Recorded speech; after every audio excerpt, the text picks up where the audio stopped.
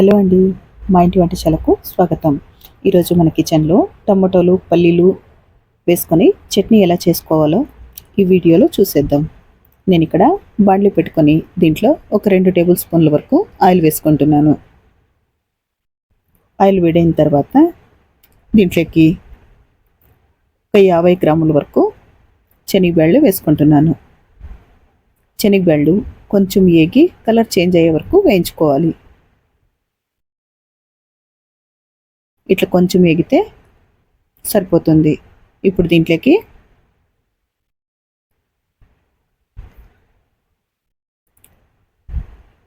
ఒక కప్పు వరకు పల్లీల్ని వేసుకుంటున్నాను. పల్లీల్ని శనగబ్యాళ్ళని కొంచెం వేయించుకొని ఇప్పుడు దీంట్లోకి ఎండుమిరపకాయలు వేసుకుంటున్నాను. ఒక 10 గుంటూరు మిరపకాయలు, ఒక 10 బ్యాడగి మిరపకాయలు వేసుకోవాలి. గుంటూరు మిరపకాయలు కారం కోసం, బ్యాడగి మిరపకాయలు కలర్ కోసం వేసుకుంటున్నాను.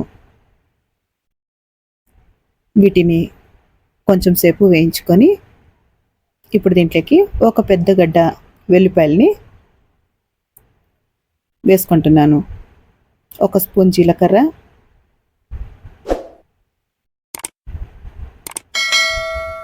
వేసుకొని వీటిని కొంతసేపు కలబెట్టుకోవాలి.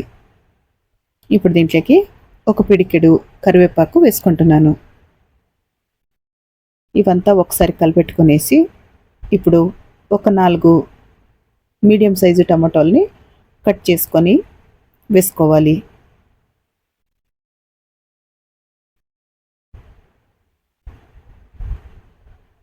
ఇట్లా వేసుకున్న తర్వాత ఈ టమాటోల్ని మగ్గే వరకు వేయించుకోవాలి. నేను ఇక్కడ రుచికి సరిపడా ఉప్పు వేసుకుంటున్నాను. ఉప్పు వేసుకోవడం వల్ల టమాటో కొంచెం త్వరగా మగ్గిపోతుంది.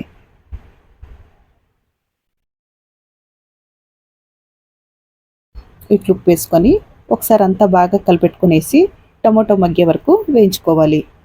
ఇట్లా మగ్గితే సరిపోతుంది.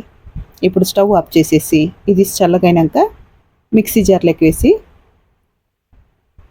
గ్రైండ్ చేసుకోవాలి. అంతేనండి, ఈజీగా క్విక్గా టమాటో చట్నీ ఇట్లా తయారు చేసుకోవచ్చు. ఇది రోటీ, చపాతీ, రైసుల్లోకి చాలా బాగుంటుంది. ఈ వీడియో మీకు నచ్చితే లైక్ చేయండి, షేర్ చేయండి, సబ్స్క్రైబ్ చేసుకోండి.